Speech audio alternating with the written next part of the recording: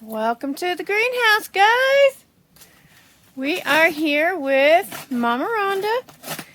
She is making some soil blocks that we're going to plant here in a little bit. Our soil block maker. Squishing some out. There's the Mama Rhonda. A fabulous farm help. I love it when she's here. I really do. We love the mud. Alright. We'll come back to these soil blocks here in just a minute. We're going to go down here and check in on Steven. We're getting ready to get all of this planted up here. And we're going to show you today what all we're planting and the seeds that we're using and whatnot. So, there's our chard that has overwintered up here. It's looking a little rough, but it's alright. We'll get all the leaves out and we'll be cutting it again soon. So, Steven is marking out our rows here for carrots. We are going to attempt to grow some Scarlet Nantes carrots this year, the long skinny ones. Always before we've grown the Parisian, which grows like a beet, so it's kind of a little bulb carrot. But we're gonna see what we can do up here. We brought in some fresh compost and topped off our beds, so these are pretty deep now. And we'll see how that goes. But I'll show you the seeds that we're gonna get planted up here today in, the middle of February. So let's go back up here. I know, there was snow on the ground. There was snow all on the greenhouse. I don't know if you guys caught my quick video this morning. It was actually kind of dark in here because of all the snow that was on the greenhouse. But let's go through some seeds. Look at that. It's just like 88 degrees up here in the greenhouse. We should all be in shorts and flip-flops. Maybe break out some swimsuits and get a tan while we're here. All right, let's talk about what we can plant right now because everybody's dying to get out in the garden and do their garden thing. So let's see what we can do here. And all right, here we go. So I don't know that we'll get these done today. This is just some marigold seeds that we were given. So we're gonna see if we can get some marigolds started. We got these from M.I. Gardner. This is a celery root. So this one's kind of a new product for us. We're gonna see how it goes. You actually don't use the stalk of this. You actually use the root. Like you would jicama or potato, some things like that. So this one's going to be new for us. We're going to see how that works and what kind of recipes we can put that in. True Leaf seeds, as most of you guys know, True Leaf is our go-to for like literally almost everything. We get probably a good 85% of our seed from True Leaf because I just love them. They're right here in Utah.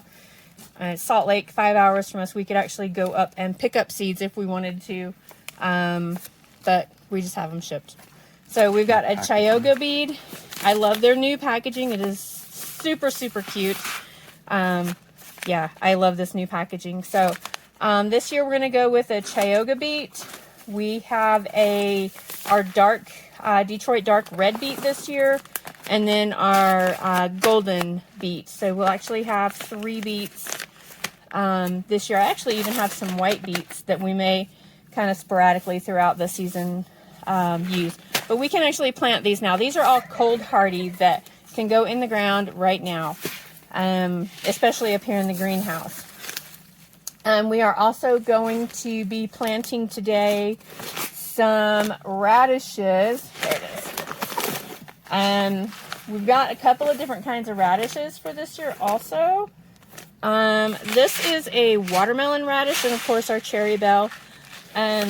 The watermelon radish is really kind of cool. It is green on the outside, and then it has a white ring, and then it's bright red like watermelon. So these are going to be kind of fun for us this year. We also have a wasabi radish this year that we're going to see how we like that and how spicy it is. These are our carrots, the Scarlet Nantes. So we're actually going to, down there where Stephen was marking those rows, these carrots are going to go in those rows, and then in between those carrot rows, we're going to put in radishes. Radishes are a 23 to 25 day crop.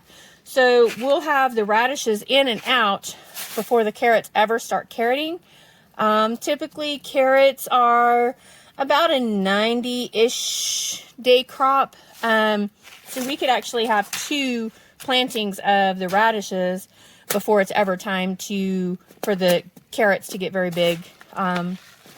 So we may actually even do that and then run two batches of radishes. Some of the other things that we're going to be working on today, again from True Leaf, we've got our red Russian kale. We've actually grown that for a very long time since we started. We really like, or our customers really like the red Russian kale. We don't eat kale so much, but our customers seem to really like the red Russian kale. We also have, I'm looking for it here in my box here, again from True Leaf, the dinosaur kale. It's Lasanto, I'm not sure how to say that, but it's the great big leaves, the tall leaves that look similar to romaine, kind of a cross of romaine and spinach, how they look, really rough and gruff and wrinkly and whatnot. So we're going to do 2 different kinds of kale this year. We are also going to be planting this Japanese red giant mustard, again from True Leaf. This is a spicy mustard. It can be cooked like your regular collard greens or mustard greens, anything like that, but you can also use it young in salads, and it's supposed to be really spicy. So we're going to see how that works for us. We've actually got a lot of new crops this year that I'm kind of excited about. Tatsoi, we've grown tatsoi in the past. It is a cabbage. A lot of these are going to be from the Brassica family, the cabbages and greens, mustardy greens, Brussels sprouts, cauliflower, those kinds of things. They're all super cold hardy. They can take a freeze and still grow, and it won't hurt them too much. The tatsoi, we grew it 2 years ago. And it is kind of like a cross, in my opinion, of spinach and maybe bok choy. So it's a Japanese green. Use it in stir fries. You can use it in fresh salads.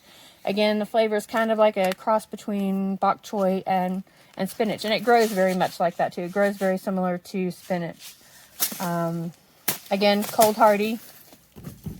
We also have a golden ball turnip this year. So this is the salad turnip. These stay really small. Not quite as big as a beet, but bigger than a radish. So we're going to test those out. And we've got 2 kinds of kohlrabi. We've got a white Vienna and we have a purple Vienna, which didn't make it to my box, but we're going to do some of those again this year. Of course, our Utah tall celery. We will start that in here and it will eventually go out into the garden. So this will go into those seed blocks that Rhonda was making. This is a long day crop, so you want to start it early so that you can harvest. And you can actually harvest it multiple times if you don't completely cut the plant down. So you can kind of go in. It's a 90-day crop. You can go in and cut off the outer stalks and bundle them together, or use them as you need to. So you could harvest it more than one time, and that's typically what we do. We've got a bok choy. I've got a crisp head lettuce. We've not grown crisp head lettuce in the past, so we're going to see how this works for us. Typically, I like the loose leaf lettuce just because I think it's a better salad and a better green. But we're gonna give it a shot. We got these from M.I. Gardner. I really like those guys. They're super fantastic to work with. And for crops that you want to try they're super inexpensive on seeds, and they're all non-GMO, all organic, all of that good stuff that we're always looking for. Another cold crop, cilantro. So cilantro likes to be planted actually in the winter. It does not like to be planted in the summer when it's hot, when we're all thinking we want salsa. Cilantro actually doesn't like to grow at that time of year. So we're going to plant some of that and hopefully get some early salsas this year, because we do already have tomatoes planted and they're already a couple inches tall. So we're happy with that. And then we have our mixed green, our salad mix that everybody just loves, and we do too. So these are the things that... All right, we are going to get ready to plant some Hanson Improved crisp head lettuce from M.I. Gardner. We've got our stick here. It already has its name. We actually also put the date that we start these seeds. That way we know we can put it in our little calendar when we planted them and when they should be ready to harvest. So as you can see, these little soil blocks already have holes for me. So we're just going to drop some seeds. Again, we're small. We do everything by hand, including making the blocks. As you can see her back there, she's still just blocking away. She's kind of blocky. We're just going to drop a couple of these in each hole, and then we'll get them all covered up. Once these are all covered up, then we'll go over on that seed or our pallet seed tray holder, and it gets covered up with plastic at night so it stays nice and warm, and these fun seeds have a chance to get a good start before they get planted in the gardens or in the greenhouse or wherever they happen to be going. These are probably going to go outside because this will all get filled in today with carrots and beets and radishes and kale and lettuce and probably some mustard, that red giant mustard that I was showing you guys, and some tatsoi over on this other side, so that we kind of have a pretty good mix of stuff to get started for the season, especially since our farm subscriptions start April the 15th.